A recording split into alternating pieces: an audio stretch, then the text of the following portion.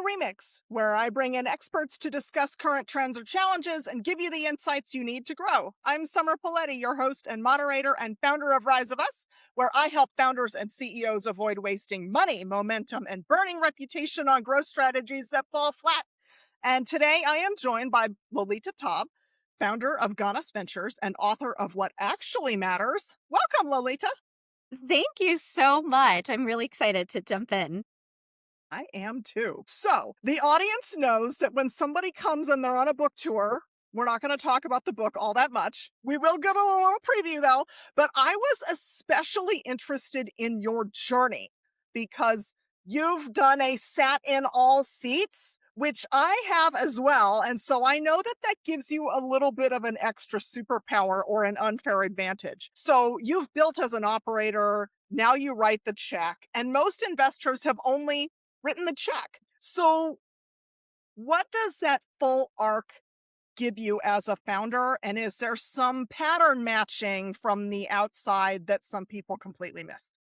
Sure. And I love that we're talking sales as well today because I don't get to talk about my start of my journey, right? So I get started in big tech, IBM, Cisco consulting, and then sales representing technology across the board. So hardware, software, and services. I go from that arc, right, from big tech to startups and then venture capital and operating, starting things, and then also now writing checks. And this is my second fund where we invest in early stage startups in the US and in Latin America.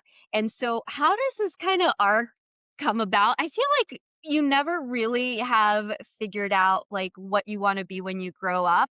But if you lean into what's happening in the world and you listen, and I think the curiosity is so important and just being an avid learner and reader or nerd, I think that's been kind of my superpower if I really have to say it. And ADHD and autism.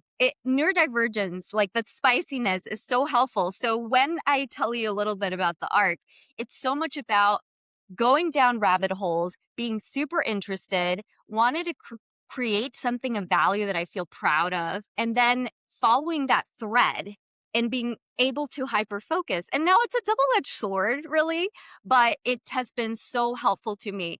And honestly, I personally have always believed that everything is sales. So whether you're in big tech, if you're public sector, private sector, which I've worked in both, working with small companies, startups, any kind of thing, you are selling. You have someone that you're creating some sort of solution for. You're either helping them with their time, achieving their goals for making more money or saving money, right? And I take that like the foundation of what working at IBM, which is known as being bureaucratic, which is known for like, hey, here's how we contextualize everything. There's processes for everything. So good. It did take me a long time to unlearn some of this, like, let's color inside the lines. But I've always been a person that naturally colored outside the lines. But essentially, to boil it down, it's so much about who are you selling to? What's their problem? How do we make them the superhero? How do we add value? That's when you're selling. When you go into the startup world, is essentially the same thing. Every founder needs to be selling, and they need to really understand who's their customer, what's their pain point, what's your differentiated edge, how are you going to show them value? Because it's not about the pitch. Like no one cares. It's, can you solve my problem? Can you make me money? Can you save me? Focusing on those things and then literally knowing what the process is going to be and reverse engineering into a close of sale, right? Having your CRM. And I see that's a big miss in startups and venture capital, whether you're a founder or an investor or even ecosystem building. You need to understand what is the goal, right? I carried a number, you've carried a number summer, and that just trains you to think and measure, right? Make these scientific experiments where you're saying, okay, here's my hypothesis, here's my target market, here's a segmentation, here's a strategy, let's go at it, put it in the CRM, track everything, make sure we know what's strategic, what's tactical, what's kind of like we're going to nurture, as we call it in the business. And that's what we're doing with founders. And founders often struggle with fundraising. Investors, like fund managers, we're also raising capital to invest in startups and so on. So what's the biggest thing we need to do? We need to sell. The thing that may be a little bit different is understanding who's a good salesperson, from who's a good salesperson who can communicate well, but also has the meat, not just the sizzle, as I will say, that they actually are gonna have a sustainable business that can, become a rocket ship that will bring returns for the company, but also for our investors. Founders need to not just build the thing, but sell the thing. And what Yeah, is fundraising if not selling? exactly. And or Yes, I selling love it. to their customers itself. And Yeah. why I'm sharing this, Summer, is because if you're in sales, there's something in you that's like, what else can I do? I like challenges. I want to chase the deal. I want to close the deal. And how do I keep growing? And for all of us being founders, investors, ecosystem builders, we're natural at it and we like it. I mean, unless you're in sales because it's a job that pays the bills, but like it's a sport. Right? Like if you like Yes. it, then these different avenues, these different seats that I've worked on, they're all a flavor of it, and that's how they build up.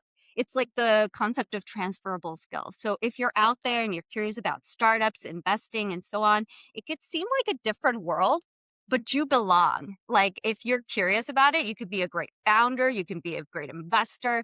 You just need to, learn some foundations, which is all of the stuff that I cover in my book, What Actually Matters, Startups, Yes. Capital, and the Rules Nobody taught us. But anyway, I will pause Yes. there. Hey, perfect segue. I did want to talk about the book. So I feel seen in the neurodivergent moment. And there's a reason why I haven't written a book yet, is because I can't concentrate Yeah. for longer than it takes to write a blog. Okay. So I've got like 100 blogs, but 0 books. So why did you decide to write a book, and why this one? Like, why does it actually matter? Yeah. So, I mean, as you may know, our interests, and I just feel like I'm meeting my soul sister here. And, even when we met in person, I'm like, yeah, this is my people.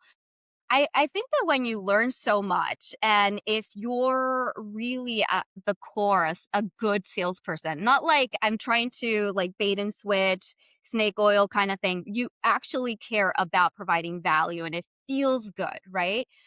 And I have gone through such a journey, right? I came from nothing. I grew up in South Central Los Angeles. So if you have ever heard of a hip hop song about, the hood, the Bloods, the Crips, that's where I came out of. Then I went to boarding school on a scholarship. Then I've transcended all these different levels and explored different things.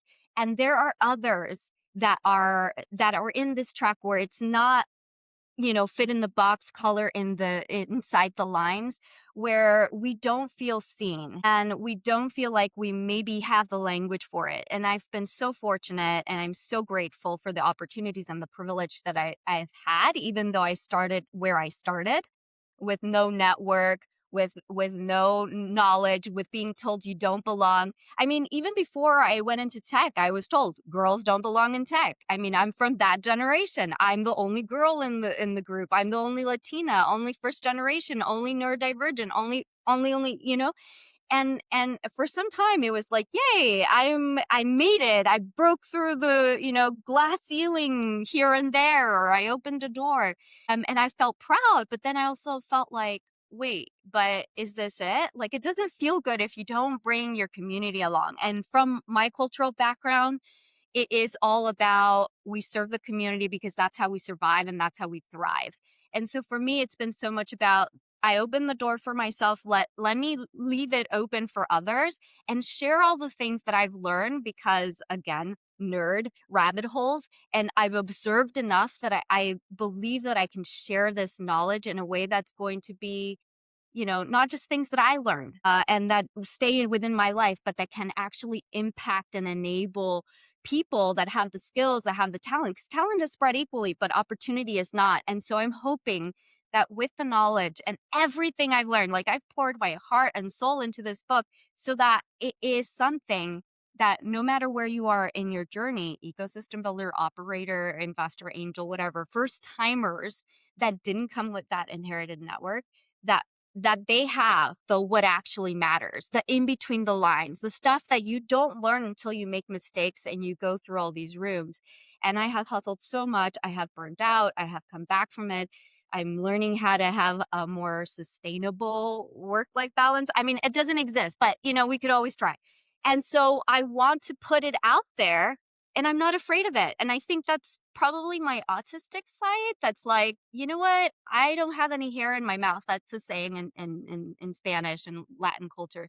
I'm just going to say it. And if it helps people, that will be the greatest joy. If we can have more check writers that look like us, if we can have more folks that are seeing the opportunities, the problems that need to be solved in the 99% of the population, right? And outside of not just in the US where there's tons of opportunity, biggest markets, so on and so forth, but outside emerging, underrepresented, underestimated people, markets, all these kinds of things. It's so important. So it is definitely a passion project, but also just paying it forward. As one of my mentors told me when I asked him, "Hey, I'm so grateful. Like, what can I do for you?" And he just said, "Pay it forward. Always pay it forward." And so this is my pay it forward moment.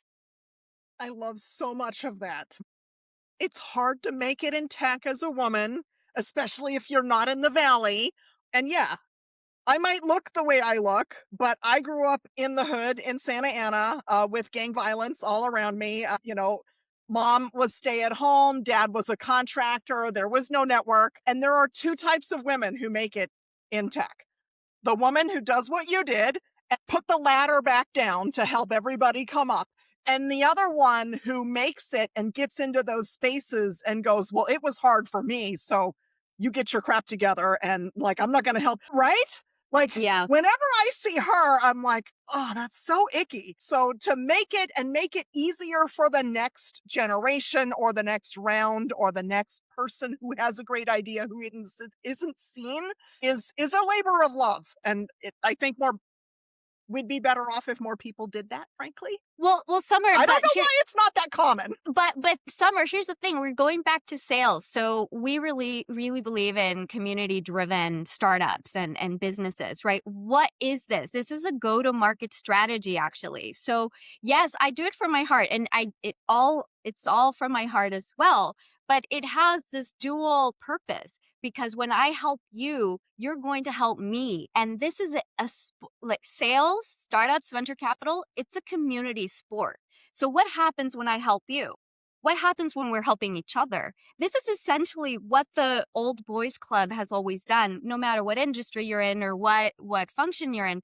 So if I help you, you're going to help me. If I'm helping so many people, it's just something that you enable in others to turn on this reciprocity.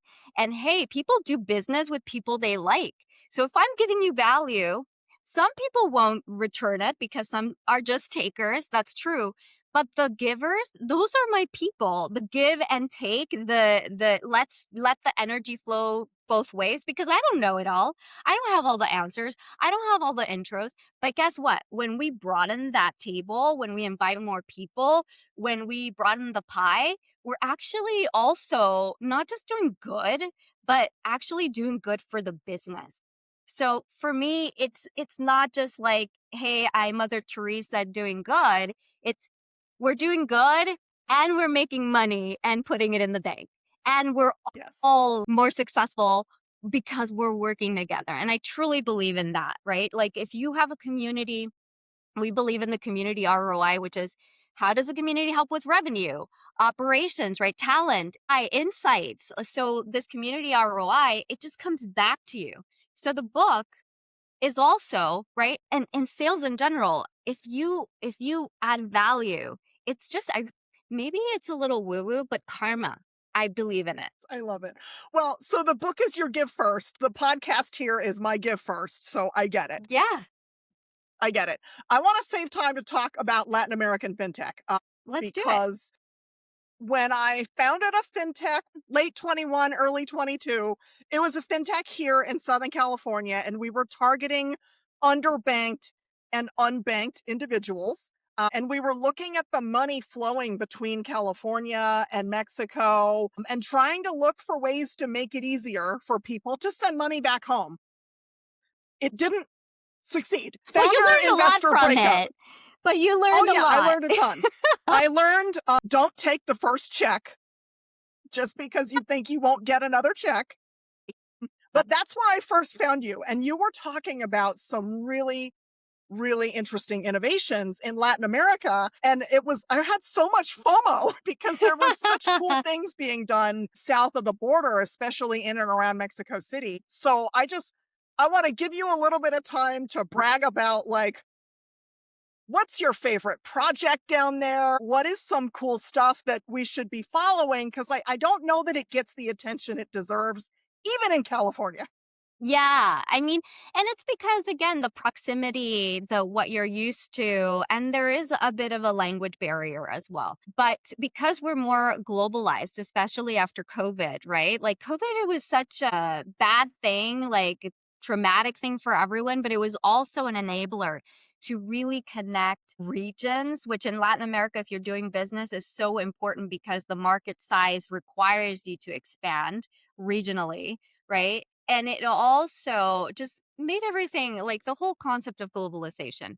Now, what's so cool about LATAM is that, and in Mexico in particular, is that the market is big enough to create unicorns, right? Companies that are producing products that can produce revenue of 100 million annual recurring revenue a year, and so on and so forth. And you see some unicorns, some really interesting unicorns that have come in, whether it's Brazil or Mexico, just generally speaking, filling the gaps that have been there for a long time, that where technology was a scary thing. And the reason why I bring COVID in is because COVID was an enabler for all of these cultures that are like, hey, let's hide our money under the mattress, which also happens here in the US, by the way. And not just Latinos.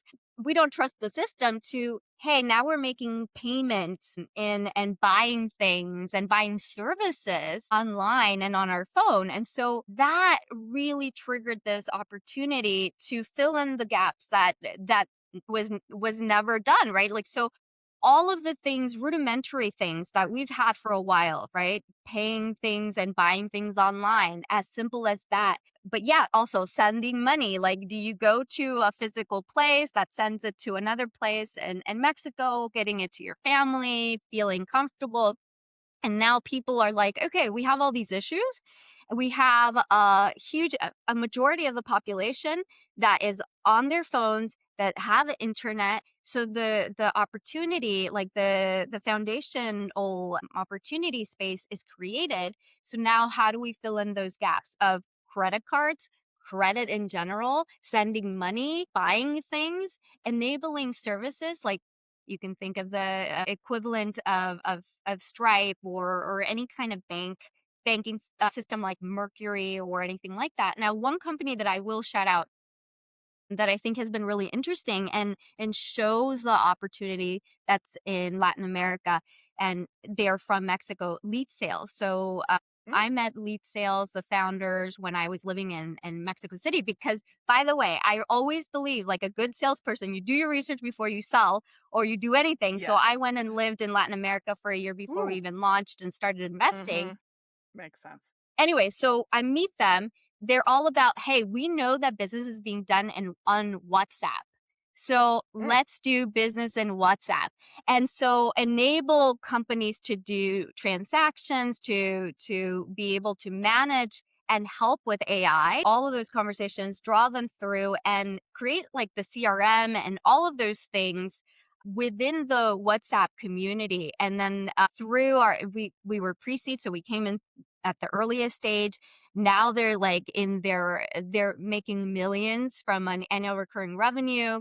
They're growing. They've raised their seed. They're looking into like growing even further, and they're touching so many businesses. And they've thanks to I will take a little credit, but really it's their value that they're providing, connecting them with Meta, and they're the official partner WhatsApp. And so you think about like these interesting cases where you're plugging into what's happening culturally and the opportunity that exists and the demand, right? Think about all those vendors that are selling on WhatsApp, but they have to have all these different phones or they don't know how to track their CRM.